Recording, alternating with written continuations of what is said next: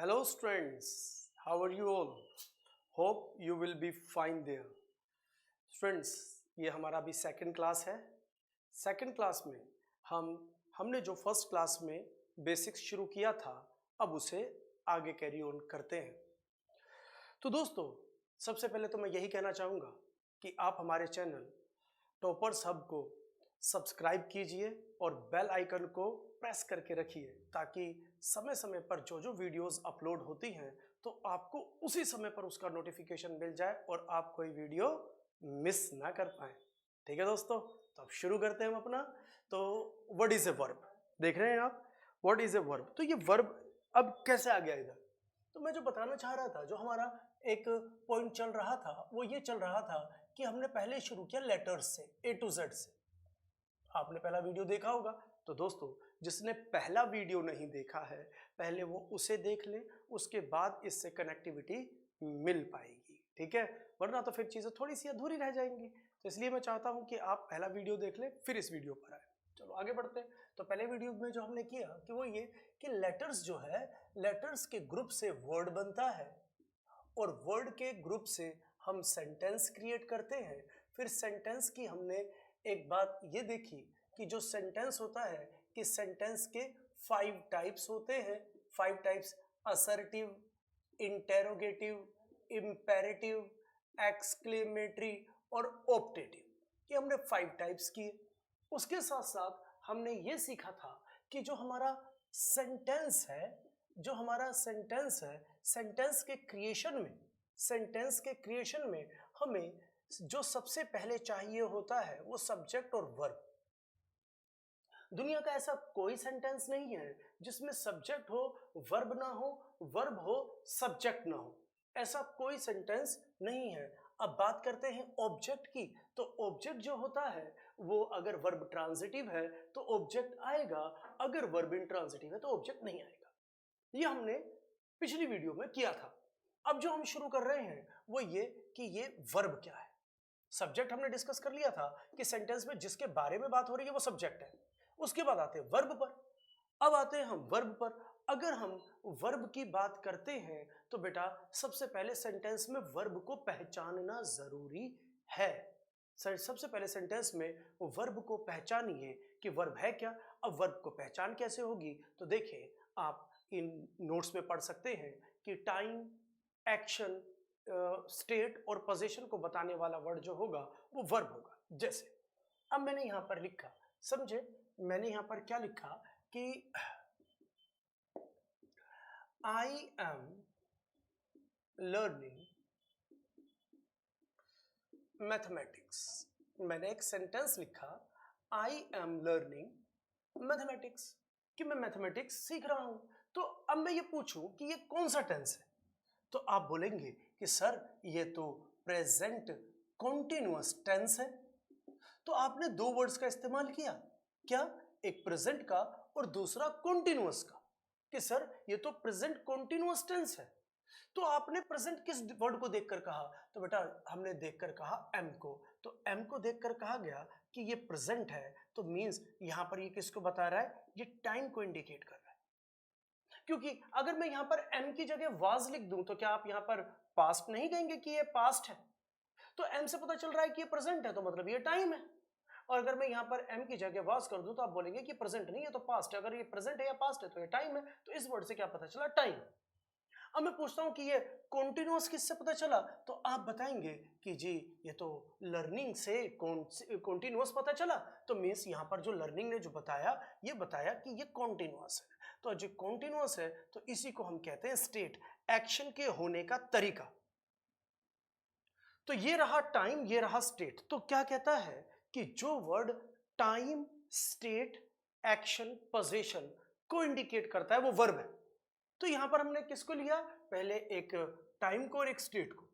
तो अब यहां पर देखते हैं कि जी टाइम और स्टेट क्या होता है। तो मैं छोटा सा आपको यहां पर समझा दूं टाइम और स्टेट के लिए। तो टाइम हमारे पास 3 है। कैसे बेटा, समझो ये टाइमलाइन है और इस वक्त मैं आपसे जो बोल रहा हूं वो प्रेजेंट है, नाउ, बिल्कुल अभी। तो बेटा प्रेजेंट सिर्फ 1 सेकंड का, 1 मोमेंट का रहता है जिस समय हम सांस ले रहे हैं। बस उस क्षण जो होता है, वो जो क्षण होता है, वो जो पल होता है, बस वही प्रेजेंट होता है बेटा। अदरवाइज उससे पहले जो एक सेकंड पहले और इनफाइनाइट, एक सेकंड पहले इनफाइनाइट जो टाइम गुजर गया वो सारा टाइम पास्ट कहलाता है। और जो एक सेकंड बाद, एक मोमेंट बाद, एक क्षण बाद, एक पल बाद जो टाइम आने वाला है वो सारे का सारा फ्यूचर कहलाता है। तो टाइम हमारे तीन है हमारे पास। एक जो प्रेजेंट, जिस समय में हम सांस ले रहे हैं, नाउ, तो नाउ वाला जो टाइम है वो प्रेजेंट है, जो बीत गया वो पास्ट, जो आने वाला है वो फ्यूचर। तो जिस वर्ड से टाइम पता चले वो वर्ड हमारा वर्ब होगा। तो यहाँ पे टाइम एम से पता चल रहा है कि ये प्रेजेंट है, इससे टाइम पता चला, तो ये जो वर्ड है ये वर्ब है।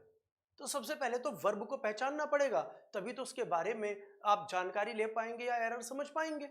किसी वर्ड के बारे में पता ही नहीं कि ये वर्ड है क्या, कि फॉर एग्जांपल कि ये वर्ड नाउन है, हमें नहीं पता कि ये नाउन है, तो हमको फिर कैसे पता चलेगा कि नाउन के कॉन्सेप्ट कैसे कैसे अप्लाई होंगे इस पर। तो किसी के ऊपर कॉन्सेप्ट्स आप तभी अप्लाई कर सकते हो जब उसके बारे में पता हो, उसके बारे में पता हो। तो दैट्स इट, इस बात को समझे यहाँ पर, कि यहाँ पर हमें पता चल गया कि भाई पहले वर्ब को पहचानना है, तभी तो उसके कॉन्सेप्ट लगा पाओगे। अगर आप वर्ब ही नहीं पहचानोगे तो कॉन्सेप्ट कहाँ से लगेंगे। तो ये हुआ टाइम। तो जो वर्ड टाइम को और स्टेट को बताएगा वो वर्ब है। तो हमने यहाँ पर टाइम समझ लिया तीन। अब समझते हैं कि स्टेट। स्टेट हमारी चार होती हैं बेटा, स्टेट हमारी चार होती हैं। एक्शन के होने के तरीके, इसे स्टेटस भी कह देते हैं। एक्शन के होने के चार तरीके हैं। पहला है इंडेफिनेट, दूसरा है कॉन्टिन्यूअस, तीसरा है परफेक्ट, और चौथा है बेटा जी परफेक्ट कॉन्टिन्यूअस, और चौथा है परफेक्ट कॉन्टिन्यूअस। अगर मैं इस बारे में आपको बात करूं तो बेटा एक्शन के तरीके चार हैं, indefinite, continuous, perfect, perfect continuous. जो वर्ड इन स्टेट को बताता है, जिस वर्ड से ये पता चले ये तो इंडेफिनेट है, जिससे पता चले कि ये कॉन्टिन्यूअस है, जिससे पता चले परफेक्ट है, जिससे पता चले परफेक्ट कॉन्टिन्यूअस है। जिस वर्ड से इस स्टेट का पता चलता है वो भी वर्ब होती है। समझ पा रहे बेटा जी। तो टाइम और स्टेट को बताने वाला वर्ड हमारा वर्ब होता है। इसके साथ साथ एक हमारा पोजीशन को बताने वाला और एक्शन को बताने वाला, तो वो भी मैं आपको समझा देता हूं। पोजीशन और एक्शन को बताने वाला वर्ड, तो देखिए बेटा मैं आगे एग्जांपल देता हूं। जिस वर्ड से पोजीशन और जिससे एक्शन पता चले, तो देखिए मैंने एक और सेंटेंस लिखा। मैंने लिखा कि रवि, मैंने लिखा रवि लर्न्स इंग्लिश। तो यहाँ पे रवि काम क्या कर रहा है, यहाँ पे रवि काम क्या कर रहा है, तो हमारे यहाँ पे जो सब्जेक्ट है वो रवि है।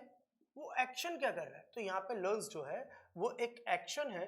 तो बेटा इससे पता चल रहा है कि रवि सीखने का काम कर रहा है। तो जिस वर्ड से पता चले कि ये कोई एक्शन है तो वो भी वर्ब है।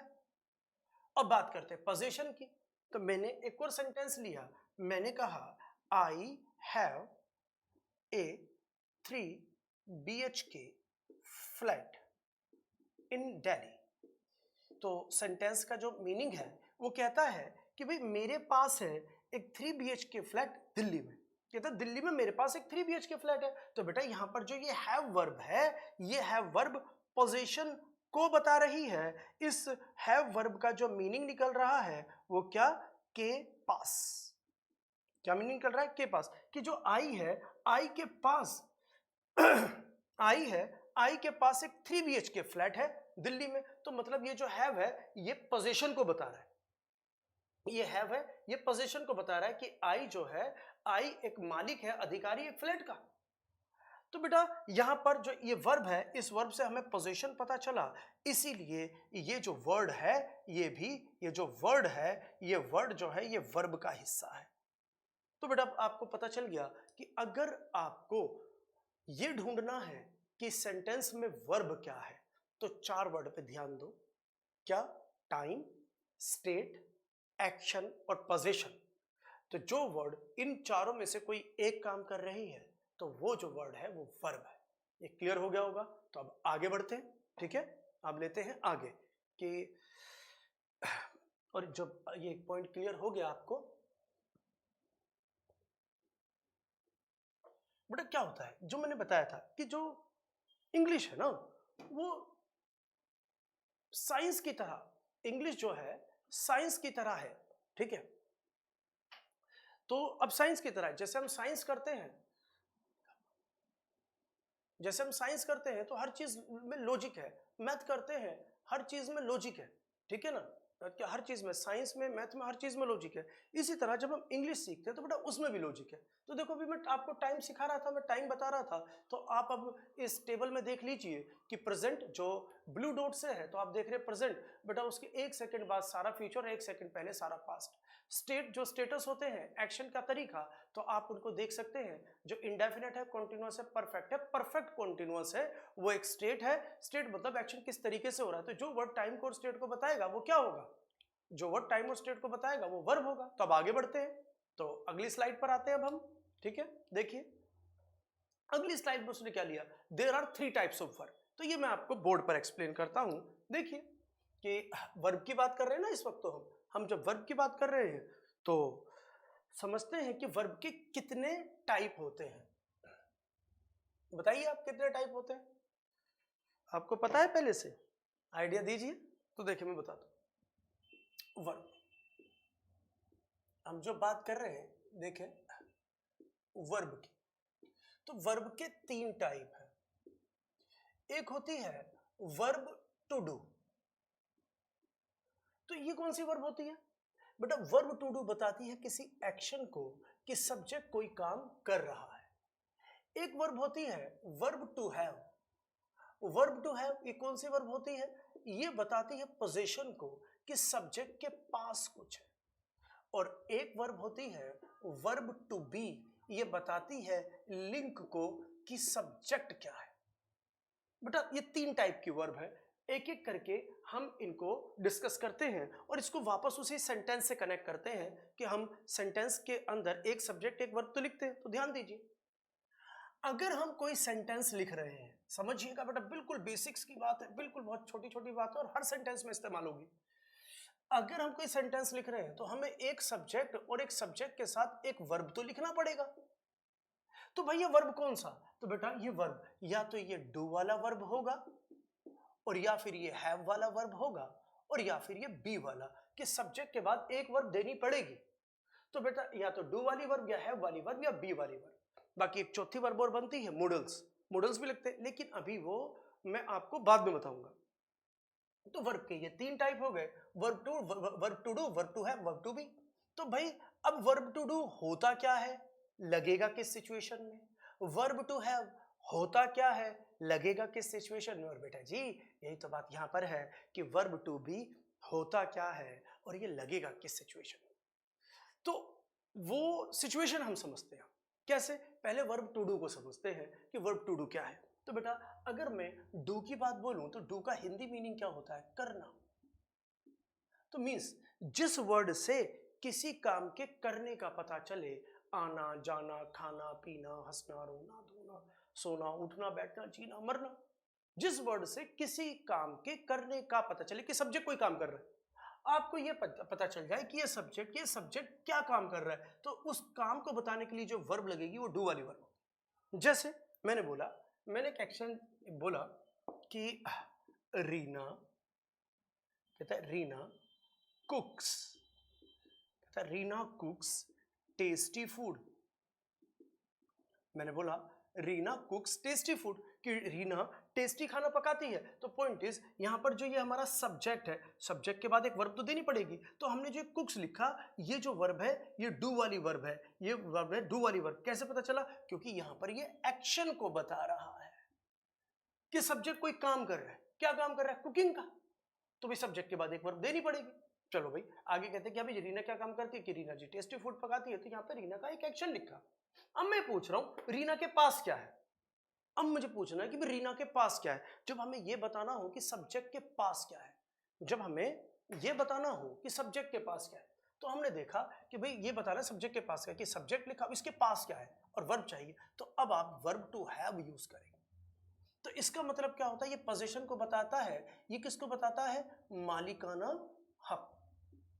ये बताता है मालिकाना हक कि सब्जेक्ट के पास कुछ है और इसके शाब्दिक अर्थ की बात करें तो इसका हिंदी मीनिंग निकलता है ऐसे के पास, इसका हिंदी मीनिंग निकलता है जनरली, नहीं हमेशा के लिए नहीं, इसका मीनिंग निकलता है के पास।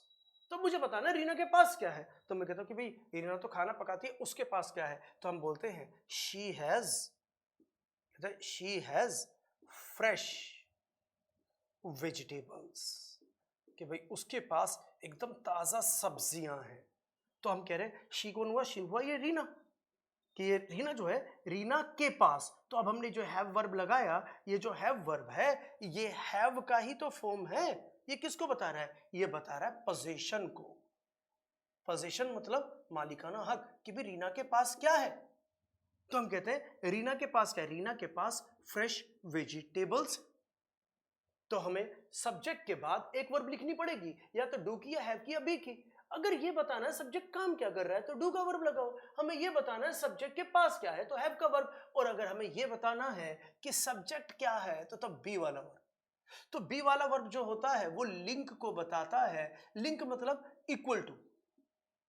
बी वाला वर्ब क्या होता है, बी वाला वर्ब बताता है कि सब्जेक्ट क्या है, मींस जो सब्जेक्ट है वही कॉम्प्लीमेंट, जो कॉम्प्लीमेंट है वही सब्जेक्ट, मींस लिंक को, ये इक्वल टू का काम करता है। इसको ऐसे समझे भाई, मैथ तो सभी ने किया है। अब अगर ऐसे लिखूं 2 + 2 तो क्या हुआ, इक्वल टू 4।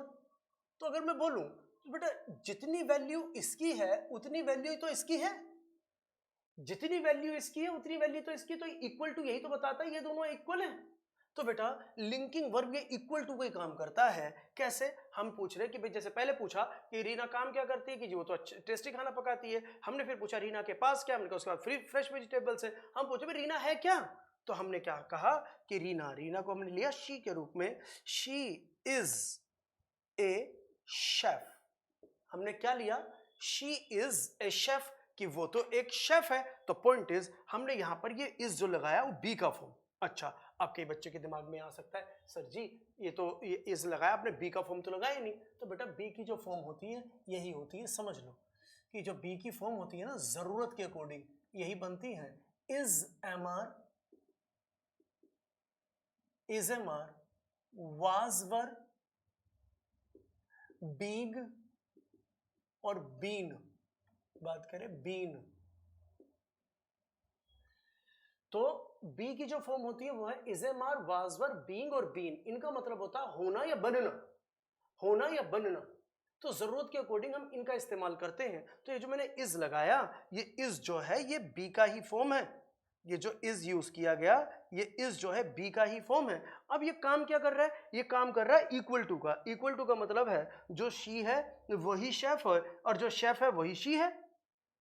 तो मतलब ये सब्जेक्ट और ये कॉम्प्लीमेंट एक ही है। अच्छा, इसको और समझने के लिए आप एक काम कर लो, ऐसे लिख लो कि भाई शी मतलब रीना, शी मतलब रीना। ऐसे कर लो, जो रीना है और जो शेफ है इसके बीच में आप इक्वल टू लगा दो। तो इसका मतलब इस सेंटेंस का मीनिंग ये नहीं है, बताओ। बिल्कुल है, हमने यहाँ पर इस की जगह इक्वल टू लगा दिया। जो रीना है वही शेफ है, जो शेफ है वही रीना, तो वो यही तो बात कर रहा है। तो बी की फॉर्म यही काम करती है, लिंक बताती, इसी को कहते हैं लिंक बताना। इसीलिए तो जो टू बी, जो बी वाली फॉर्म होती है लिंकिंग वर्ब होती है। कब, जब वो इक्वल टू का काम करती है, सब्जेक्ट और कॉम्प्लीमेंट को एक बताती है। उम्मीद कर रहा हूं आपको ये बात समझ में आ गई होगी कि वर्ब के 3 type, verb to do, verb to be, verb to have. तो ये मैंने एग्जांपल दिए हुए। अब अगली स्लाइड पर आओ, देखते हैं। अगली स्लाइड पर आते हैं। तो पहले हमने क्या किया कि ये था टाइप्स ऑफ वर्ब, ये था टाइप्स ऑफ वर्ब कि वर्ब के कितने टाइप्स हैं और उनका इस्तेमाल कैसे होगा। कि भाई सब्जेक्ट के बाद वर्ब तो लिखनी पड़ेगी। सब्जेक्ट काम क्या कर रहा है तो डू वाली वर्ब, सब्जेक्ट के पास क्या है तो हैव वाली वर्ब, सब्जेक्ट क्या है तो बी वाली वर्ब। ये आपको समझा दिया एग्जांपल में, ये पिछली स्लाइड में हमने किया। अब हम कर रहे हैं कि जो वर्ब है, verb to do, verb to have, verb to be, तो इनकी कितनी फॉर्म्स हैं। तो बेटा इनकी 5 फॉर्म होती है टोटल। इनकी टोटल कितनी फॉर्म होंगी, 5। ये मैं आपको लिखकर बताता हूं, बाकी स्लाइड में आपके सामने है, स्लाइड में आपके सामने है। Still I am writing it down once again to make you understand. बेटा कोई दिक्कत नहीं है।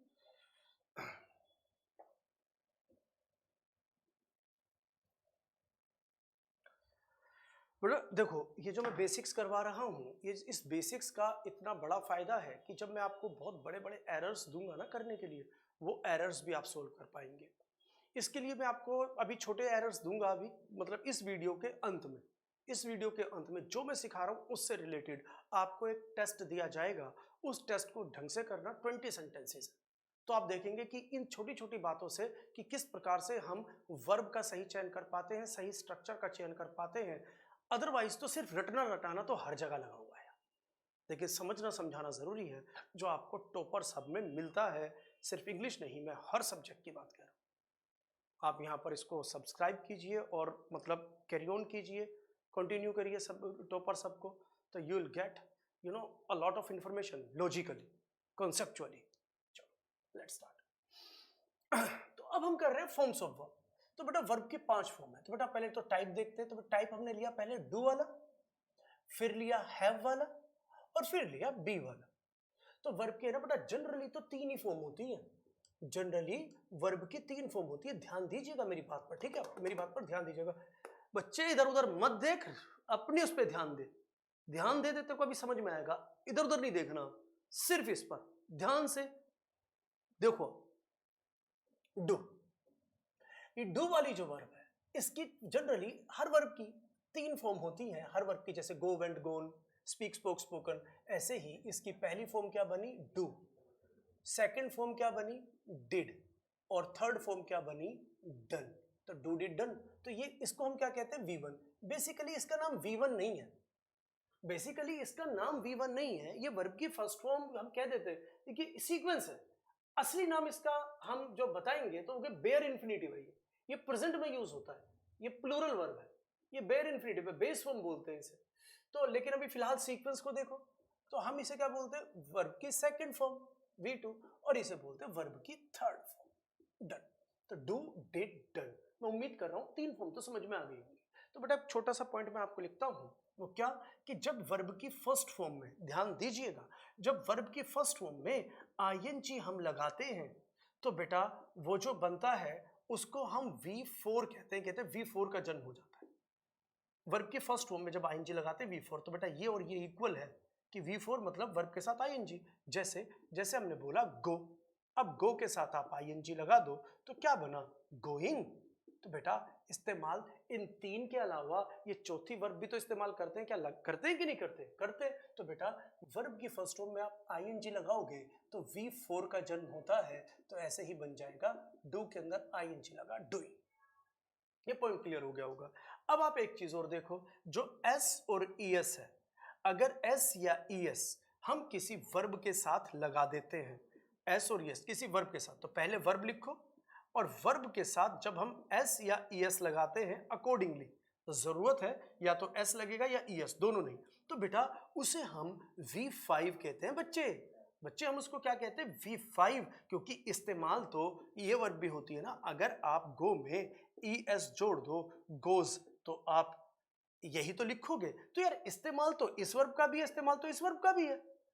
तो हम 3 वर्ब याद करते हैं, लेकिन वर्ब की इस प्रकार से 5 फॉर्म हो जाती हैं कि वर्ब की फर्स्ट फॉर्म में आईएनजी लगाओ तो V4, और बेटा वर्ब की फर्स्ट फॉर्म में अगर आप एस और ईएस लगाओ तो वो बन जाती है V5। तो V5 जो बनती है V5, तो इसे हम कहते हैं, जैसे हमने कर दिया गोज को हम कर देंगे यहाँ डस। तो ये समझ में आ गया होगा, डू, डिड, डन, डूइंग, डस। ठीक है। तो बेटा ऐसी 5 फॉर्म इसकी भी है। तो इसकी 5 फॉर्म, जैसे फर्स्ट फॉर्म हो जाएगी हैव, सेकंड फॉर्म हो जाएगी हैड, थर्ड फॉर्म भी हैड, फोर्थ फॉर्म हैविंग, और बेटा आईएनजी फॉर्म, और जो फिफ्थ फॉर्म है ना वो सिंगुलर वर्ब होती है, हैज। फिफ्थ फॉर्म हर किसी का सिंगुलर होगा। अब बी की वर्ब बोले तो बेटा जो बी है वो वर्ब की फर्स्ट फॉर्म भी है, और वर्ब की फर्स्ट फॉर्म की हम बात करें बेस फॉर्म कहते हैं इसे, तो इसको हम आर भी कह देते हैं। तो ये प्लूरल वर्ब होती है V1, ये बेस फॉर्म। तो बेटा इसकी सेकंड फॉर्म क्या बनेगी? बी की सेकंड फॉर्म बनेगी वाज वर्ब। इसकी थर्ड फॉर्म क्या बनेगी? थर्ड फॉर्म बनेगी इसकी बीन, बी की थर्ड फॉर्म बीन। और इसकी आईएनजी फॉर्म, तो बेटा किसी भी वर्ब में आईएनजी लगाओगे तो वो बनेगा V4। और बेटा जब इसकी सिंगुलर की बात करेंगे तो इज और एम होते हैं सिंगुलर। तो इसको मैं ऐसे डिफाइन करूं तो जो V1 है ना, जो जिसे हम बेस फॉर्म कहते हैं, मतलब ये, तो ये होती है हमारी प्लूरल वर्ब। ये क्या होती है? ये प्लूरल वर्ब। और जो बेटा V5 जो होती है ये कहलाती है हमारी सिंगुलर वर्ब। ये क्या कहलाती है? हमारी सिंगुलर वर्ब। कैसे? कैसे कैसे, लेट्स सी। तो जैसे हमने यहाँ पे लिखा वी, तो आप क्या बोलोगे? वी गो, वी डू, है ना, वी लर्न, वी स्पीक। तो आप वी के साथ आप देख रहे हैं ये प्लूरल वर्ब ही बनाएंगे। वी गो हम जाते हैं, वी डू हम करते हैं, वी लर्न हम सीखते हैं, वी स्पीक हम बोलते हैं। तो वी क्या है? ये प्लूरल सब्जेक्ट है। पता कैसे चला? क्योंकि वी का मीनिंग देखो, हम मतलब कम से कम तो 2 होंगे, तो इसके साथ आप V1 प्लूरल वर्ब रखोगे, ठीक है। और अगर मैं यहां पर वी की जगह अगर कर दूं शी, तो शी, तो बेटा अब ये सिंगुलर वर्ब है, तो अब आपको सिंगुलर वर्ब रखनी पड़ेगी। तो she goes, she does, she learns और शी स्पीक्स। तो बेटा ये जो होती हैं, ये वर्ब जो होती हैं, ये हमारी बेस फॉर्म जो V1 है, V1 बेस फॉर्म, ये प्लूरल वर्ब होती है।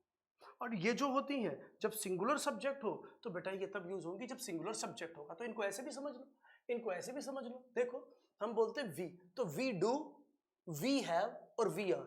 क्या बोलेंगे? वी डू, वी हैव और वी आर। और इनको क्या बोलेंगे? He does, he has, he is, he does, he has, he is. तो V5 लगाएंगे जब सब्जेक्ट सिंगुलर हो, तो बेटा जी V1 तब लगाएंगे जब सब्जेक्ट प्लूरल हो। उम्मीद कर रहा हूं बात समझ में आ गई होगी। यही पूरा हमारा क्या कहते हैं स्लाइड में भी नजर आ रहा होगा। पढ़े तो अब अगली स्लाइड पर आते हैं बेटा। अगली स्लाइड पर आ गए, तो यहां पर मैं कुछ कॉन्सेप्ट और बताऊंगा। मैं उम्मीद करता हूं कि ये कॉन्सेप्ट क्लियर हो चुके होंगे। अब अगले कॉन्सेप्ट्स लेते हैं बेटा, ठीक है। Let's see.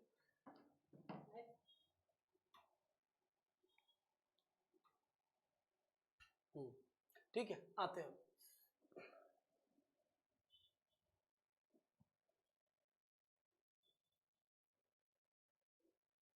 देखिए, तो अब कॉन्सेप्ट नंबर 2 आपके सामने है। 2 और 3 को इकट्ठे देख लीजिए, जो बोर्ड पर है। 2 और 3 को इकट्ठे देख लीजिए। तो 2 क्या कहता है? कहता है अगर किसी नाउन में हम एस या ईएस जोड़े तो इट बिकम्स प्लूरल। किसी नाउन में एस और ईएस जोड़ो तो वो प्लूरल बनता है। लेकिन अगर किसी वर्ब में, अब थर्ड पॉइंट है ये, सेकंड पॉइंट या थर्ड पॉइंट, अगर किसी वर्ब में एस और ईएस जोड़े तो वो क्या बनता है? वो सिंगुलर। अभी एग्जांपल देता हूं बेटा। मैं क्या कहना चाहता हूं? मैं ये कहना चाह रहा हूं कि पॉइंट नंबर 2 और 3 को इकट्ठे देख लीजिए कि एस और यस पूरी इंग्लिश में 2 ही जगह लगेगा, या तो वर्ब के साथ या नाउन के साथ, लेकिन अपोजिट रिएक्शन देगा। नाउन के साथ लगकर नाउन को वो प्लूरल कर देता है, लेकिन वर्ब के साथ लगकर वर्ब को वो सिंगुलर कर देता है। जैसे अब यहां पर हम लेते हैं एक नाउन, हमने ले लिया एक नाउन हाउस। अब इसमें जरूरत के अकॉर्डिंग ईएस नहीं एस लगेगा, तो हमने कह दिया हाउसेस। तो आप देख रहे हैं, आपने देखा कि अगर किसी नाउन के साथ एस लगा तो नाउन क्या बन गया? प्लूरल। नाउन क्या बन गया? प्लूरल। और लेकिन बेटा वर्ब के साथ ये सीरीज लगता है तो वो बनता है सिंगुलर। कैसे? हमने एक वर्ब ले ली, हमने कोई भी वर्ब ले लो, हमने ले लिया गो। जरूरत के अकॉर्डिंग गो के अंदर हम एस नहीं, गो के अंदर हम ईएस लगाएंगे। जरूरत के अकॉर्डिंग, जरूरत की बात है तो हमने वर्ब की फर्स्ट फॉर्म में ईएस लगा दिया। तो बेटा आप देख रहे हैं वर्ब की फर्स्ट फॉर्म में एस और ईएस लगा तो क्या बना? सिंगुलर। तो क्या कह रहा है? यहां हाउस नाउन था, नाउन के साथ एस और ईएस लगे तो नाउन प्लूरल बनता है, लेकिन वर्ब के साथ एस और ईएस लगे तो वर्ब सिंगुलर बनता है।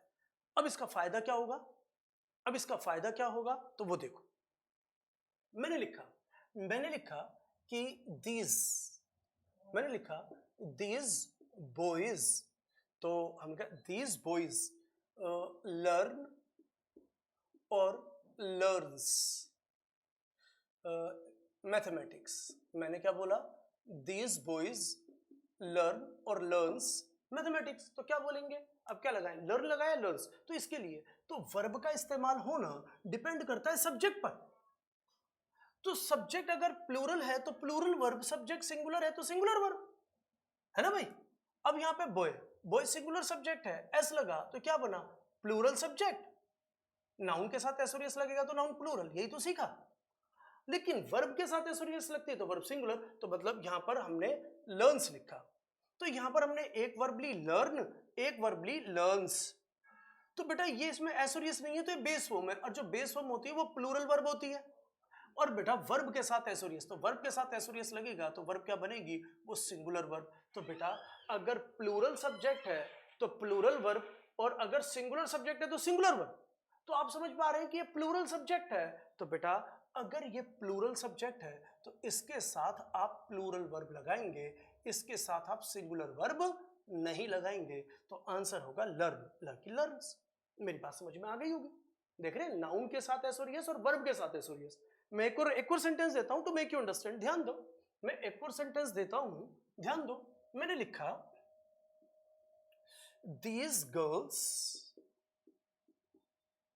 डू या does not make a noise. मैंने क्या बोला, दीज गर्ल्स डू नॉट या does not make a noise, कि ये लड़कियां शोर नहीं करती हैं। तो बेटा अब मेरे को लगाना है इधर I'll यूज डू और I'll यूज डज, तो या तो डू लगाऊंगे डज। तो बेटा वर्ब डिपेंड्स ऑन सब्जेक्ट। तो अगर सब्जेक्ट सिंगुलर है तो सिंगुलर वर्ब, सब्जेक्ट प्लूरल है तो प्लूरल वर्ब। तो मैंने ये एग्जांपल लिया, तो आप समझ पा रहे हैं। तो गर्ल में मैंने एसोरियस लगाया तो ये प्लूरल सब्जेक्ट, तो ये प्लूरल सब्जेक्ट है तो मैं यहां पर इसके साथ डू लगाऊंगा, डज नहीं। क्यों? क्योंकि डू में एसोरियस नहीं है, तो ये बेस फॉर्म है। बेस फॉर्म कौन सी हुई, वर्ब की फर्स्ट फॉर्म, और वर्ब की फर्स्ट फॉर्म में एसोरियस लगता है तो भैया जी वो प्लूरल। तो यहाँ पे ये वो सिंगुलर बनती है, तो डू क्या हुआ, वो प्लूरल वर्ब, और डज क्या हुआ, वो सिंगुलर वर्ब। तो भैया प्लूरल सब्जेक्ट के साथ आप प्लूरल वर्ब लगाओगे ना कि सिंगुलर, तो मतलब ये हुआ कि यहाँ पे गर्ल्स के साथ डू लगे। एक और देखो, मैंने एक और एग्जांपल लिया। मैंने लिखा कि भाई दिस बॉय डू या does not speak the truth. मैंने क्या बोला, दिस बॉय डू या does not speak the truth, कि यह लड़का सच नहीं बोलता है, ये लड़का सच नहीं बोलता। तो अब मैं यहां पे डू लगाऊं या डज, तो भाई डू लगाऊं या डज, तो पहले वर्ब देख ले, इसके अंदर एसोरियस नहीं है तो मतलब ये प्लूरल वर्ब है, इसमें एसोरियस है तो ये सिंगुलर वर्ब है। And verb is used according to the singularity and plurality of the subject. तो यहां पर हमने देखा बॉय, तो बॉय एक नाउन है लेकिन इस नाउन में एसोरियस नहीं है, तो मतलब दिस बॉय, तो मतलब ये सिंगुलर सब्जेक्ट हुआ। तो बेटा सिंगुलर सब्जेक्ट के साथ आप सिंगुलर वर्ब ही तो लगाओगे, उसके साथ प्लूरल थोड़ी लगाओगे। तो देखो यहाँ पे गर्ल्स के साथ हमने डू लगाया, लेकिन यहाँ बॉय के साथ डज लगाया, क्योंकि यहाँ पे नाउन में एसोरियस है या नाउन में एसोरियस नहीं है। नाउन में एसोरियस लगता है तो नाउन प्लूरल बनता है, नाउन में एसोरियस नहीं होता तो नाउन सिंगुलर है। लेकिन वर्ब के अंदर एसोरियस नहीं होता तो वर्ब प्लूरल होती है, वर्ब में एसोरियस लग जाता है तो वर्ब सिंगुलर बनती है, और सिंगुलर सब्जेक्ट के साथ सिंगुलर वर्ब और प्लूरल सब्जेक्ट के साथ प्लूरल वर्ब। समझ में आ गया होगा बच्चे? रिकॉर्डिंग है, दोबारा से देख लेना, ठीक है बेटा, दोबारा देख लेना इसे।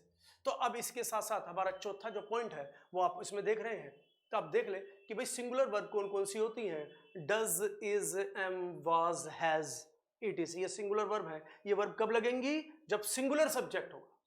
अगला plural verbs, do, are, were, have, ये प्लूरल वर्ब्स। लेकिन बेटा इनके अलावा कुछ वर्ब्स ऐसी होती हैं जो सब्जेक्ट की सिंगुलैरिटी और प्लूरैलिटी को नजरअंदाज कर देती हैं। उसके लिए हमें तो सिर्फ सिचुएशन समझना जरूरी है, उसके लिए हमें सिचुएशन समझना। अगर हम सिचुएशन समझ जाएंगे तो वो वर्ब लगा पाएंगे, अदरवाइज तो सब्जेक्ट कोई भी। तो वो तीसरी verb no singular and plural, did, had and modal auxiliary. Modal auxiliary मतलब can, could, may, might, would, should लिखवा रखी है मैंने, आगे अभी बताता हूं। तो इनके साथ कोई सिंगुलर प्लूरल नहीं देखते, इनके साथ हम सिचुएशन देखते हैं। जैसे I can solve this sum, she can solve this sum, he can solve this sum, they can solve this sum, we can solve this sum. तो देखिए सब्जेक्ट कोई भी है, सभी के साथ कैन आ रहा है, तो इनके ऊपर सब्जेक्ट की सिंगुलैरिटी प्लूरैलिटी का फर्क नहीं पड़ता। तो अब पांचवा पॉइंट क्या था, सिंगुलर वर्ब के साथ सिंगुलर सब्जेक्ट यूज होता है। इसको मैं आपको अगली स्लाइड में समझाता हूं, आइए देखिए। तो क्या आ रहा है, क्या लिखा है, सिंगुलर सब्जेक्ट के साथ सिंगुलर वर्ब और प्लूरल सब्जेक्ट के साथ प्लूरल वर्ब। सिंगुलर सब्जेक्ट के साथ सिंगुलर वर्ब, प्लूरल सब्जेक्ट के साथ प्लूरल वर्ब। तो देखो बेटा यही तो समझाया मैंने, आप देख लो बोर्ड पर। राम सिंगुलर है तो हमने क्या लिखा है, Ram learns English here, Ram यहां अंग्रेजी सीखता है। तो बेटा राम के नीचे एसएस लिखा है, एसएस का मतलब स्क्रीनशॉट नहीं है, वहां पर एसएस का मतलब स्क्रीनशॉट नहीं है, दैट इज सिंगुलर सब्जेक्ट। फिर क्या लिखा है, लर्न्स, तो देखो लर्न्स में एसोरियस है तो वर्ब के साथ एसोरियस लगा तो वर्ब सिंगुलर, तो सिंगुलर सब्जेक्ट के साथ सिंगुलर वर्ब। अगला देख लो, सुमित हैज, तो सुमित सिंगुलर है तो उसके साथ हैज सिंगुलर वर्ब। अब छठा पॉइंट क्या कह रहा है, plural verb is used with plural subject, ये सब्जेक्ट प्लूरल हो तो प्लूरल वर्ब लगती है, तो देख लें हम प्लूरल सब्जेक्ट के साथ प्लूरल वर्ब। हमने लिखा Ram and Rohan live in Nashik, देख पा रहे होगे आप, है ना। तो नासिक में सिर्फ राम रहता है या रोहन, तो आप देखेंगे कि दोनों रहते हैं, तो Ram and Rohan plural subject हो गया। अगर Ram and Rohan plural subject है तो बेटा हमने उसके नीचे लिखा पीएस, पुलिस स्टेशन नहीं है, डरना नहीं, पुलिस स्टेशन नहीं है, वो प्लूरल सब्जेक्ट है। और लिव के नीचे लिखा पीवी, प्लूरल वर्ब, क्यों, क्योंकि वो बेस फॉर्म है, क्योंकि वो बेस फॉर्म है, प्लूरल वर्ब है, तो राम एंड रोहन के अकॉर्डिंग हमने वहां पर प्लूरल वर्ब लिया। ऐसे ही and she are singing songs, अब मुझे बताओ गाने कौन गा रहा है, अकेला ही या अकेली शी या दोनों, तो हम देखते हैं ही एंड शी दोनों ही गाने गा रहे हैं, तो ही एंड शी प्लूरल सब्जेक्ट, तो उसके साथ प्लूरल वर्ब लग गई। और अगला point, my parents have several novels, कि मेरे पेरेंट्स के पास कई नोवेल्स हैं, तो बेटा पेरेंट्स, अगर हम पेरेंट बोले तो या तो मम्मी या पापा, हम पेरेंट बोले सिंगुलर तो या तो मम्मी या पापा, लेकिन अगर पेरेंट्स बोलते हैं तो मम्मी और पापा दोनों, पेरेंट्स बोलते हैं तो मम्मी और पापा दोनों, क्यों, क्योंकि पेरेंट्स, पेरेंट में एसोरियस लगा तो नाउन प्लूरल, तो बेटा इस वजह से ये पेरेंट्स प्लूरल सब्जेक्ट हो गया, तो इसके साथ प्लूरल वर्ब हैव लगेगी, हैज नहीं। उम्मीद कर रहा हूं बात समझ में आ गई होगी, ये मैंने बोर्ड पर भी समझा दिया था, जो लिखा है वो भी समझा दिया। आगे बढ़ते हैं। अब सातवां पॉइंट क्या है, तो ये देखो मैं आपको बताता हूं बोर्ड पर, ये नहीं समझाया मैंने, अब ये बोर्ड पर देखो। अभी जो हमने कॉन्सेप्ट देखा वो कॉन्सेप्ट क्या था कि सिंगुलर सब्जेक्ट हो तो सिंगुलर वर्ब और प्लूरल सब्जेक्ट हो तो प्लूरल वर्ब लगती है। देखिए अगर, अब ये कॉन्सेप्ट क्या है, अगर सिंगुलर सब्जेक्ट हो तो आप सिंगुलर वर्ब लगाए, और अगर प्लूरल सब्जेक्ट हो तो प्लूरल वर्ब लगाए, तो ये कॉन्सेप्ट अपनी जगह ठीक है, लेकिन बात, एक ही कहावत हर जगह प्रभावी नहीं होती, कहीं ना कहीं उसके लिए भी कुछ ऑप्शंस होते हैं। देखिए ये बात आई और यू पर अप्लाई नहीं होती, जो सातवां पॉइंट है हमारा, जो सातवां पॉइंट है वो यही बता रहा है, आई एंड यू, तो बेटा अगर मैं बात करूं आई की, तो आई सिंगुलर सब्जेक्ट होता है हमेशा, क्यों, क्योंकि आप अपने आप को बोल के देखो, आप अपने आप को बोल के देखो कि मैं, तो मैं मतलब एक या दो, एक, तो आई सिंगुलर होता है। लेकिन अगर आप बात करेंगे यू की, अगर बात करें आप यू की, तो यू सिंगुलर भी होता है प्लूरल भी, बेटा मैं यू एक को भी कह सकता हूं, एक से ज्यादा को भी कह सकता हूं, तो मतलब आई और यू चाहे ये सिंगुलर है या प्लूरल, इनके साथ प्लूरल वर्ब ही लगेगी, इनके साथ लगेगी plural verb, I and you के साथ प्लूरल वर्ब लगेगी। तो जैसे हम बोलते हैं आई लव, कहता आई लव माई फैमिली, तो अब यहां पर हमने देखा आई लव माई फैमिली, तो आई जो है वो सिंगुलर सब्जेक्ट है, लेकिन इसके साथ जो लव आया ये प्लूरल वर्ब बेस फॉर्म, क्योंकि इसमें एसोरियस नहीं है, एसोरियस होता तो ये V5 हो जाता सिंगुलर, तो आई के साथ प्लूरल वर्ब, ठीक है। हम आगे कहते हैं कि आई हैव, कहता है आई हैव 2 चिल्ड्रन, कहता है मेरे पास 2 बच्चे, मतलब मेरे 2 बच्चे हैं, मेरे 2 बच्चे हैं, तो उसने क्या बोला यहाँ पे आई, तो आई बोला, आई के साथ सिंगुलर सब्जेक्ट के साथ प्लूरल वर्ब, तो आई सिंगुलर होते हुए अपने साथ प्लूरल वर्ब लेता है, और यू तो भाई चाहे सिंगुलर हो चाहे प्लूरल हो, तो यू के साथ तो हमेशा प्लूरल वर्ब ही लगेगी। यू होगा तो बेटा जरूरत की बात है, यू होगा तो यू के साथ आर, यू के साथ हैव, यू के साथ डू, तो चाहे डू की फॉर्म, चाहे हैव की फॉर्म, चाहे बी की फॉर्म, तो यू के साथ जो भी फॉर्म होगी वो प्लूरल होगी। क्लियर हो गया होगा पॉइंट, तो यही पॉइंट हमारा पॉइंट नंबर 7 कह रहा है। तो हमने बोला I work, I have, you are और यू डू, तो देख रहे हैं वर्क, हैव, आर और डू रेस्पेक्टिवली आई और आई यू और यू के लिए आए हैं, तो ये चाहे सिंगुलर हो चाहे प्लूरल, आई सिंगुलर है, यू सिंगुलर हो या प्लूरल, इनके साथ प्लूरल वर्ब आएगी। क्लियर हुआ, ठीक है ना। अब इसी के अंदर हमने नीचे लिखा है but in some cases a singular verb is used with I. अब ये क्या कहता है, चलो कह रहे ये पॉइंट गलत नहीं है, आई के साथ प्लूरल वर्ब आएगी, लेकिन सिर्फ 2 केस ऐसे हैं बेटा, पूरी इंग्लिश में 2 केस ऐसे हैं जहां पर आई के साथ सिंगुलर वर्ब आती है, आई एम और आई वाज, आई एम और आई वाज, जैसे आई एम ए मैनेजर, जैसे हम क्या बोलेंगे, आई एम ए मैनेजर, और I was in Jaipur last week. तो बेटा पूरी इंग्लिश में आई जो सिंगुलर सब्जेक्ट है उसके साथ सिंगुलर वर्ब आती हैं, एम और वाज सिंगुलर वर्ब। सिर्फ इन दो वर्ब को छोड़कर आई के साथ हमेशा प्लूरल वर्ब लगाना, ये समझ ले। एम और वाज, इन दो वर्ब को छोड़कर आई के साथ हमेशा प्लूरल वर्ब लगेगी। तो ये 7वां पॉइंट क्लियर हो गया होगा।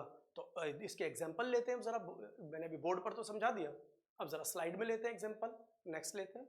हाँ जी, ये देखो यहाँ पे अपने दो एग्जांपल लिए, I am a manager in the HDFC bank और आई वाज एब्सेंट यस्टरडे, मैं कल एब्सेंट था। तो आई सिंगुलर सब्जेक्ट के साथ एम सिंगुलर वर्ब, और आई दोनों सेंटेंस में आई वाज तो सिंगुलर सब्जेक्ट के साथ सिंगुलर वर्ब। सिर्फ ये दो जगह ऐसी है जहां आई के साथ सिंगुलर, आई सिंगुलर सब्जेक्ट है, इसके साथ सिंगुलर वर्ब एम और वाज।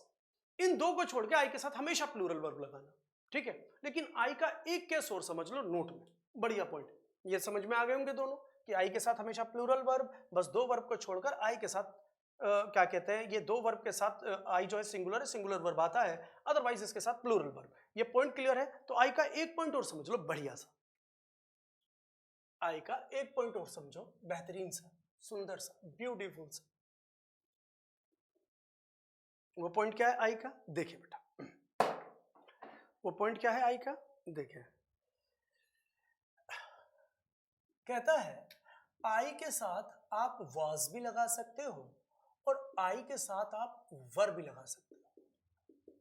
कहता है आई के साथ आप वाज भी लगा सकते हो, आई के साथ वर भी। अब कहते हैं जी अभी भी तो आपने आई के साथ वाज बताया, तो बेटा इसके पीछे एक लॉजिक है, एक कारण है, एक सिचुएशन है, उसको समझो। वो कारण, लॉजिक, सिचुएशन है क्या, वो ये कहता है आई के साथ वाज हम तब लगाते हैं जब कोई आप फैक्चुअल बात बोल रहे हो, फैक्ट, कोई तथ्य, झूठ नहीं है, वो एक काल्पनिक स्थिति नहीं है, एक हकीकत है, एक सच्चाई है। लेकिन आई के साथ वर आप तब लगाना जब एक इमेजिनेशन की बात हो, जब एक इमेजिनेशन की बात हो तब आप आई के साथ वर लगाना। कि यहां पर हम बात कर रहे हैं कि जो आई है तो उसके लिए हम कोई कोरी कल्पना कर रहे हैं। जैसे अब मैंने दो एग्जांपल लिखे, मैंने लिखा आई वॉज, कि I was with my friends yesterday. अब जिसने भी ये सेंटेंस बोला, क्या बोला, I was with my friends yesterday, कि जो मैं था ना, मैं अपने दोस्तों के साथ था कल। तो मीन्स जो भी बंदा ये बोल रहा है, चाहे झूठ बोल रहा हो, लेकिन पॉइंट इज वो यहां पर कल्पना नहीं कर रहा है, वो यहां पर एक फैक्ट को बता रहा है, यहां पर एक फैक्ट को बता रहा है, एक सच्चाई, एक हकीकत, एक वास्तविकता को रिप्रेजेंट कर रहा है कि वो दोस्तों के साथ था। तो जब वास्तविकता की बात आएगी तो आई के साथ वॉज लगेगा। लेकिन अगर यहां पर हम ऐसे कहें, कि वुड दैट, काश, अब यहां पे कहता है आई वाज या वर, कहता काश आई वाज या वर ए गवर्नमेंट एम्प्लॉय। कहता है कि काश आई वाज या आई वर ए गवर्नमेंट एम्प्लॉय, काश कि मैं एक सरकारी नौकर होता, मतलब कि काश मेरे पास सरकारी नौकरी होती। तो पॉइंट है, अब इसे पढ़कर देखो, यहां पर जो ये वुड दैट है बेटा, इसका मतलब है काश, इसका मतलब क्या है, काश। अब ये आप एक्सप्रेशन देकर जो बोलना चाह रहे हो वो फिर कल्पना ही होगी, वो फैक्ट नहीं होगा। और अब ये काल्पनिक स्थिति है, तो अब आई के साथ यहां पर वर लगेगा, वाज नहीं, आई के साथ यहां पर वर लगेगा, वाज नहीं, जबकि यहां पर आई के साथ वाज लगा। ये बात क्लियर हो गई होगी। अब इसमें मैं छोटी सी बात, इसी वर्ड को लेकर एक छोटी सी बात बताता हूं। एक वर्ड हो रहा है हमारा आई विश। आई विश का मतलब भी होता है काश। कहता है आई विश ही वाज और वर माई फ्रेंड। कहता है कि काश कि वो मेरा फ्रेंड होता। क्या कहता है, आई विश, काश, इन दोनों का मतलब सेम है, काश ही वाज या वर माई फ्रेंड, काश कि वो मेरा फ्रेंड होता। कहता है काश मेरा फ्रेंड होता, लेकिन ये बोलकर हम ये कहना चाहते हैं कि वो इस वक्त इसका फ्रेंड नहीं है, हम काल्पनिक स्थिति की बात कर रहे हैं। तो बेटा काल्पनिक स्थिति की बात कर रहे हैं तो वर्ब की सेकंड फॉर्म लगेगी। तो समझ लो, जब काल्पनिक स्थिति की बात होगी, इमेजिनेशन की बात होगी, तो हम वर्ब का ही इस्तेमाल करेंगे। उस वक्त सब्जेक्ट कोई भी हो, चाहे सब्जेक्ट ही है, चाहे सब्जेक्ट आई है, चाहे सब्जेक्ट यू, सब्जेक्ट कोई भी हो, जब हम इमेजिनेशन लेते हैं तो हमें वर्ब की सेकंड फॉर्म ही लगानी होती है। तो उस वक्त हम सब्जेक्ट की सिंगुलैरिटी प्लूरैलिटी नहीं, वर्ब की सेकंड फॉर्म लगाकर एक काल्पनिक स्थिति को बताते हैं, एक इमेजिनेशन की जो सिचुएशन है उसे क्रिएट करते हैं। उम्मीद कर रहा हूं बात समझ में आ गई होगी आपको। और अगर आपको ये बात समझ में आ गई है तो इस बात को और ढंग से समझाने के लिए मैं अगली स्लाइड पर आता हूं। तो देखिए, अगली स्लाइड पर मैंने आपको दे दिया टेस्ट। अगली स्लाइड पर मैंने आपको दे दिया टेस्ट। मैं सभी के आंसर्स बताऊंगा। देखो, कॉम्पिटिटिव कितना भी सीख लो, कितना भी सीख लो, अगर ये ना पता हो कि जो भी हमने सीखा वो एग्जामिनेशन पे कितना इफेक्ट डालेगा, तो सीखना सिखाना सब बेकार। अगर हम कुछ भी सीखें, अगर हम ये भी सीख लें साथ साथ कि अब इसका एग्जामिनेशन के अंदर क्वेश्चन कैसे बनकर आएगा, तो यार बल्ले बल्ले ना, फिर तो मजा आ जाएगा सीखने सिखाने में। तो मैं चाहता हूं कि आप वीडियो को पॉज करके पहले आप ये टेस्ट अटेम्प्ट कर लो। 20 सेंटेंसेस है ना। तो मैं चाहता हूं कि आप ये वीडियो पॉज करके एक क्या कहते हैं, अभी 10 ये सेंटेंस है इस स्लाइड पर, अगले स्लाइड पर 10 सेंटेंस, आप इसे अटेम्प्ट करें। अटेम्प्ट करने के बाद जो मैं एक्सप्लेनेशन दूंगा उन्हें बाद में देखना, ठीक है। तो टेक योर टाइम, ये वीडियो को पॉज कर लेना, टेक योर टाइम।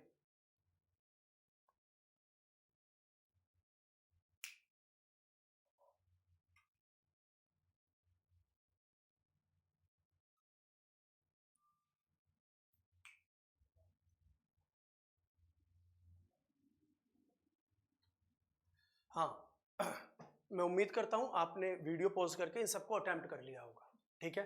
चलो तो एक काम करते हैं, वापस पहली स्लाइड पर आते हैं ताकि मैं इसका एक्सप्लेनेशन दूं। आ गए, ठीक है। तो पहली स्लाइड क्या है बेटा, एक्सप्लेनेशन दे रहा हूं मैं, ध्यान दीजिएगा। तो पहली स्लाइड क्या है, it is the girl who often get first position in the singing competition. क्या बोल रहा है, मैं लिखकर भी बताता हूं आपको, ठीक है। एक दो सेंटेंस में लिखकर बताता हूं, बाकी तो स्लाइड के अंदर है, आप आंसर्स लिखते जाइए। रजिस्टर पेन को साथ में रखें कि जो भी कोई बेहतरीन पॉइंट आपको लगता है सीखने सिखाने वाला, जो आपको लगता है आपको ज्यादा प्रभावी सिद्ध होगा, वो आप लिख सकते हैं। तो देखो पहला सेंटेंस क्या है, it is the girl who often get the first position. Sentence बोला, it is the girl who often get the first position in the singing competition. It is the girl who often get the first position in the singing competition. तो इसके अंदर error क्या हुआ आपने देख लिया होगा, लेकिन फिर भी मैं बताता हूं। कहता है इट इज द गर्ल, कह रहा है ये वही लड़की है। कि कौन लड़की है, कि जो often get the first position, जो अक्सर फर्स्ट पोजीशन लेकर आती है in the singing competition, singing competition में। तो मैंने बताया दुनिया का ऐसा कोई सेंटेंस नहीं है जहां पर सब्जेक्ट हो तो वर्ब ना हो। तो बेटा और जब वर्ब हो तो सब्जेक्ट ना हो। अगर मैं यहाँ पे अगर वर्ब ढूंढूं इस पूरे स्ट्रक्चर में, मैंने बताया था जब तक आप वर्ब नहीं ढूंढेंगे, और वर्ब के मैंने 4 तरीके बताए थे, टाइम, स्टेट, पोजीशन और एक्शन। तो जब आप वर्ब ढूंढ लोगे तब उसका सब्जेक्ट ढूंढो, और जब सब्जेक्ट ढूंढ लोगे तो वर्ब ढूंढो। क्योंकि दुनिया का ऐसा कोई सेंटेंस है ही नहीं कि आप सब्जेक्ट लिखे तो वर्ब ना लिख पाए, वर्ब लिखे तो सब्जेक्ट ना लिख पाए। बाकी इंपेरेटिव सेंटेंस के अंदर हम वर्ब लिखते हैं और सब्जेक्ट हिडन होता है यू, सेकंड पर्सन, वो हमने क्लियर कर लिया था। तो यहां पर हम इसी बात को लेते हैं कि एक तो इज वर्ब आया और एक गेट वर्ब आया। हमारे पास 2 वर्ब आ गई, एक इज और एक गेट। तो मतलब अब इज का भी सब्जेक्ट ढूंढो और गेट का भी सब्जेक्ट ढूंढो। तो अगर मैं इज का सब्जेक्ट इट बोल दूं तो ये रहा सब्जेक्ट और उसके साथ ये रही वर्ब, तो जी इनकी कहानी तो खत्म। अब आ जाते हैं गेट पर कि हु ऑफन गेट या get who often get the first position. तो भाई गेट मतलब प्राप्त करना, फर्स्ट पोजीशन प्राप्त करता है, कौन करता है फर्स्ट पोजीशन प्राप्त कौन करता है? तो बेटा आप बताएंगे कि वो तो प्राप्त करती है लड़की, और उसी लड़की के लिए हु लगाए। तो पॉइंट इज फर्स्ट पोजीशन कौन प्राप्त कर रहा है? ये गर्ल, उसी के लिए हु लगाए। तो पॉइंट इज ये जो गर्ल है, ये इस बी की फॉर्म की वजह से तो कॉम्प्लीमेंट है, लेकिन ये लड़की ही तो ये हु है। तो मीन्स गर्ल क्या है, सिंगुलर है, तो हु भी तो सिंगुलर सब्जेक्ट हुआ। अब ये होता है एंटीसीडेंट। अगर एंटीसीडेंट सिंगुलर है तो भाई रिलेटिव प्रोनाउन भी सिंगुलर है, एंटीसीडेंट प्लूरल है तो रिलेटिव प्रोनाउन भी प्लूरल है। अगर यहां किसी वजह से गर्ल्स होता तो हु भी एक प्लूरल हो जाता, अगर ये प्लूरल होता तो ये भी प्लूरल हो जाता। तो इसका मतलब है अब ये सिंगुलर है तो ये हु भी सिंगुलर है। अगर हु सिंगुलर है तो बेटा सिंगुलर सब्जेक्ट के साथ सिंगुलर वर्ब तो नहीं लगा सकते ना, सिंगुलर सब्जेक्ट के साथ प्लूरल वर्ब तो नहीं लगा सकते ना, तो सिंगुलर वर्ब तो यहां गेट की जगह गेट्स होगा। उम्मीद कर रहा हूं मेरा एक्सप्लेनेशन समझ में आया होगा कि ये जो गेट है ये प्राप्त कौन कर रहा है, प्राप्त तो ये लड़की कर रही है, लेकिन लड़की तो कॉम्प्लीमेंट है क्योंकि बी की फॉर्म के बाद आ रहा है, लेकिन ये लड़की ही तो ये क्या कहते हैं फर्स्ट पोजीशन प्राप्त कर रही है। तो इस लड़की की रिपीटिशन को हटाने के लिए हमने हु लिख दिया। तो ये हु कौन है, हु तो ये लड़की है, और लड़की एक है या ज्यादा, एक, तो मतलब हु भी सिंगुलर है। अब हु सिंगुलर सब्जेक्ट है तो सिंगुलर सब्जेक्ट के साथ सिंगुलर वर्ब, तो गेट की जगह पर गेट्स होगा। तो देख रहे मैंने पूरा एक्सप्लेन कर दिया, वीडियो को बार बार देखना, मतलब रिवाइंड करके बार बार देखना, तो आपको पूरी चीजें क्लियर हो जाएंगी। और कुछ टर्मिनोलॉजी में बीच में यूज कर देता हूं, जैसे मैंने यूज करा रिलेटिव प्रोनाउन, एंटीसीडेंट। देखो बेटा अभी आप बेसिक्स कर रहे हो, धीरे धीरे ये बातें भी समझ में आने लगेंगी, बेसिक्स में ही आ जाएंगे। आगे लेते हैं उसी टाइप का एक और sentence, this is the man who always steel और स्टील्स मनी। कहते this is the man who always steel और स्टील्स मनी। इसे भी मैं लिखकर बताता हूं, this is the man who always steal or steals money। कहता है यही वो आदमी है जो हमेशा पैसे चुराता है। तो मैंने कहा पहले सब्जेक्ट वर्ब ढूंढ लो, तो हमने वर्ब ढूंढा, इज वर्ब आ गई, और दूसरी वर्ब क्या है, स्टील, स्टील वर्ब आ गई। तो हमारे पास ये दो वर्ब आ गई। तो अगर आप इन्हें समझ पा रहे हो तो इज का जो सब्जेक्ट है वो दिस है, तो फिर भाई मतलब दिस इज द मैन। अब ये स्टील चोरी कौन करता है, ढूंढो, तो ढूंढ पाओगे तो आप बता पाओगे यार चोरी कौन कर रहा है, चोरी तो ये मैन कर रहा है। अब ये मैन जो है ये कॉम्प्लीमेंट है, कॉम्प्लीमेंट है, तो इसके अकॉर्डिंग आप वर्ब लगा नहीं पाओगे, लेकिन काम तो यही कर रहा है क्योंकि बी की फॉर्म की वजह से कॉम्प्लीमेंट है। तो लेकिन पॉइंट इज चोरी ये कर रहा है, तो ये जो मैन है इस मैन के लिए ही तो हु आ रहा है, इस मैन के लिए ही तो हु आ रहा है। तो अब पॉइंट इज तो ये कॉम्प्लीमेंट इस मैन के लिए हुआ रहा है, तो ये हुआ जो वो सब्जेक्ट हो गया, अब ये सिंगुलर सब्जेक्ट हो गया। और अगर यहाँ MEN होता तो ये प्लूरल सब्जेक्ट होता, प्लूरल सब्जेक्ट होता तो भाई ये भी प्लूरल हो जाता, और अगर ये प्लूरल होता तो यहाँ पर आप क्या लिखते फिर स्टील, लेकिन अभी हु सिंगुलर सब्जेक्ट है तो इसलिए आप यहाँ पे लिखोगे स्टील्स। बाकी मैंने दो बात बताई, हु को हम कहते हैं रिलेटिव प्रोनाउन, आगे आगे ये टर्म क्लियर हो जाएंगी बेटा आपको। और बेटा जो मैन है इसे कहेंगे हम एंटीसीडेंट। तो जो जिसके लिए ये हु आता है, हु, विच, दैट, जिसके लिए आएंगे वो वर्ड जो होता है वो एंटीसीडेंट होता है, वर्ड क्या होता है वो एंटीसीडेंट होता है। तो उम्मीद कर रहा हूं ये बात पूरी समझ में आ गई है। अब ये बात पूरी समझ में आ गई तो आगे और एग्जांपल्स देख लेते हैं। अब मैं बोलकर बता देता हूं बेटा वी सिंगुलर है या प्लूरल, तो आप समझ रहे हैं कि वी प्लूरल है, वी प्लूरल है तो उसके साथ हम डू लगाएंगे। We do not allow the students to make noise, हम स्टूडेंट्स को अलाउ नहीं करते कि वो शोर करें, तो वी डज गलत हो जाएगा। वी प्लूरल है तो प्लूरल सब्जेक्ट के साथ प्लूरल वर्ब, तो वी डू होगा, वी डज नहीं। अगला एग्जांपल लेते हैं, एग्जांपल नंबर 3, ही डू या does not tell a lie to anyone, वो किसी से झूठ नहीं बोलता। वो कौन, ही सिंगुलर प्लूरल, तो हम समझ पा रहे हैं ही सिंगुलर है, और अगर ही सिंगुलर है तो इसके साथ हम डज लगाएंगे, डू गलत हो जाएगा। ठीक है, अब तो मैं ऐसे बता दूं, अब तो सीधी सीधी बात समझ में आ रही होंगी।